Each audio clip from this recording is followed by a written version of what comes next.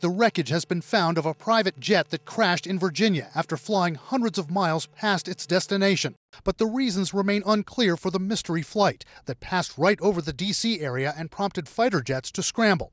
Investigators describe highly fragmented wreckage in very mountainous terrain. The airplane, the engines, the weather conditions, pilot qualifications, the maintenance records, all aspects will be, of course, items that we routinely look at. The flight path shows a takeoff from Tennessee. At its destination on New York's Long Island, the plane turns but doesn't land. Instead, it keeps flying at 34,000 feet, right into highly restrictive airspace near Washington, D.C.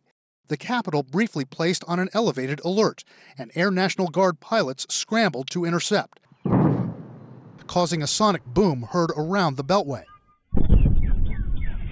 But NORAD says the pilots got no response to flybys, flares, or radio calls. Authorities say the plane was not shot down, but if it appeared to be a threat.